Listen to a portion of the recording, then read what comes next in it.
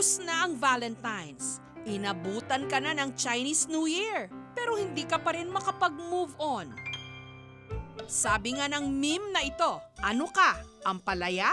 Minsan gulay? Minsan ikaw?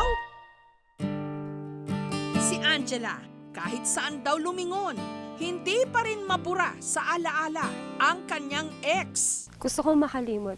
Gusto ko makamove on. Pero, where do broken hearts go nga ba? Tanong ng isang pelikula, ang kadalasan daw ngayong destinasyon ng mga sawi, biyaheng panorte. Dito sa City of Pines sa Baguio, huwag daw mag-alala kung manlamig ka at walang kayakap dahil punong-puno naman dito ng mga hot na bagong atraksyon. Sa Bencab Museum, bukod sa mga obra ng national artist na si Benedicto Cabrera o Bencab for short,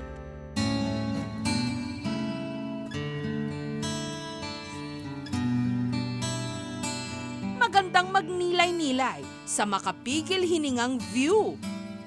Pwedeng humigop ng mainit na kape sa kanilang cafe. Yung mga tao talagang gustong pumunta rito dahil parang oasis ba? Parang hindi dahil ang Baguio medyo masikip na. Kaya naman si Angela, feel na feel ang pag-e-emote. Buti ka pa may kasama. Ako wala. Maghiwalay din kayo. Kahit pa nagdurugo ang puso, hindi naman ibig sabihing papabayaan na ang iyong sarili. I-treat ang sarili sa dinarayong kainan ngayon sa Romulo Drive, ang Ketchup Community. Taong 2012, nung una itong itayo ng pamilya ni Russell. Sa lawak na 800 square meters, 5 restaurant ang kasya rito. Siyempre sa isang customer, iba-iba yung gusto niyan eh. Iba-iba yung preferences niyan. So gusto namin makuha namin lahat yon. Kung gusto mo ng Thai food, may Happy Tummy. My older sister is married to a Thai. And so, she gave me the idea na mag-ano ako ng Thai restaurant kasi ang Thai food is very close to the Filipino palate. Just don't make it very spicy. Sabi niya sa akin. Isa sa kanilang best sellers, crispy fried tilapia na nilagyan ng tamarind sauce, manamis-namis at malachicharon sa lutong. Punta kami dito and the best. Isa sa kanilang best sellers, pad thai o noodles. Si Angela, sinimulan ng mag-Thai food trip. Masarap mag-stress eating. Pero kung ang hanap mo, Pinoy food, andito ang Rancho Norte. Ang binabalik-balikan daw dito, sinigang na bagnet sa strawberry. Ang kanilang bagnet, hinaluan ng espesyal na broth at sariwang gulay katulad ng labanos at bok choy. Ang pampaasim, sariwa at mapula-pulang strawberry. Pagluto na lahat ng mga gulay, ilagay na natin ang ating bagnet. Si Angela, kinilig sa sarap. Yung sabaw niya, sobrang asim talaga. Buti pa nga tong sabaw na to, may asim pa. Authentic Cordilleran delicacies naman ang hatid ng Green Pepper Restaurant. Ang kanila raw to die for recipe, kiniing na manok. Isa sa mga paraan ng pag-preserve ng karne sa Cordillera, ang kiniing o pagpapausok sa loob ng 2 hanggang 3 araw. No fire yan, smoking process lang. Kaya pag natikman mo yung meat niya, okay, you can actually taste the smokiness in it. Sigurado raw makakalimutan mo ang iyong heartache sa kanilang Pork Grill Deluxe. Okay lang na mag-isa ako. Basta ganito kasarap yung pagkain. Natikman na natin ang Thai, Pinoy at Cordilleran food.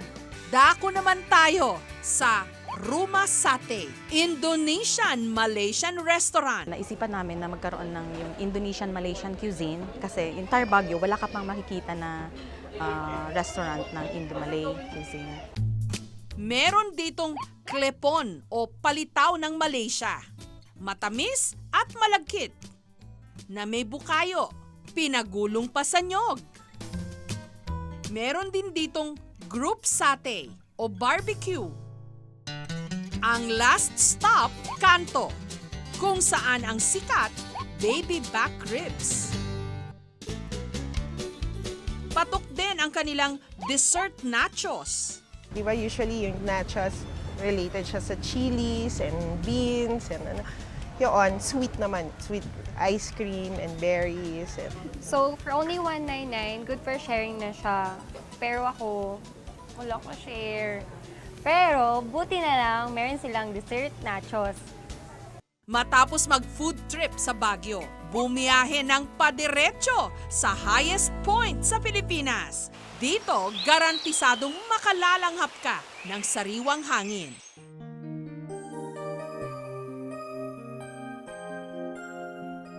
Effective sa pagmumuni-muni. Romantic din ang setting.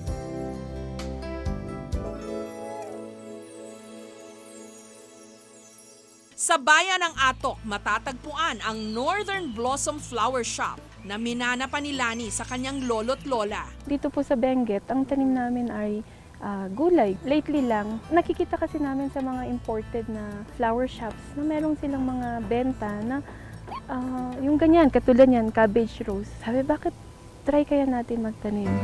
Mahigit 2 ektarya ang lawak ng flower farm. Isa sa mga atraksyon, cabbage roses. Karaniwang idini-display sa mga kasal at hotel lobby. Praktikal itong ibigay sa iyong date dahil ang cabbage roses hindi lang magandang tignan, nakakain din. Mula Benguet, bumiyahe tayo hanggang sa Ilocos Norte. Kung gusto mong makakita ng giant electric fans o windmills, dayo na sa bayan ng Banggi at Burgos. Wind farm ang tawag sa mga ito. Nakagagawa ng elektrisidad na napupunta sa tinatawag na Luzon Grid. Sa lawak na 600 hectares, halos sinakop na ng wind farm sa Burgos ang 3 barangay.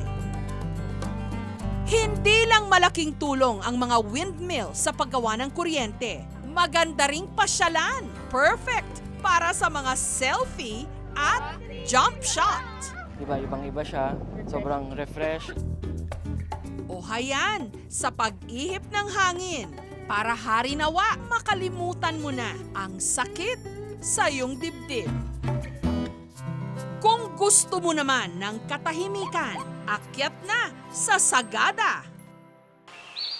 Ang Mount Quiltepan na may taas na 1,640 meters above sea level. Pero ang kagandahan daw ng bundok, masisilayan sa sunrise. Kaya naman ang ilan, dito na nagpapalipas ng gabi. Kinabukasan, hanggang tila naging dagat na ng mga ulap ang tanawin. Ayoko na! Ayoko na magmahal! Ayoko na sa'yo! Ayoko na! Pwede mo ritong ibulalas ang lahat ng bigat ng iyong damdamin. Sa paglubog ng araw sa Ilocos Norte, ang inabangan sa kalangitan ng bayan ng Paway, nito lamang Biyernes, mga nagniningning na sky lantern. Nagtulungan ang local government at isang travel agency para maisakatuparan ang event na ito. Ang nakasaksi, 300 tao. This is actually the first Sky Lantern event here in Ilocos. So far, it was very, very successful and we were so happy about it. Ang mga magkakaibigang ito, puro single daw. Happy. Happy lang kasi dahil sa lantern, feeling ko bibigay ni God yun.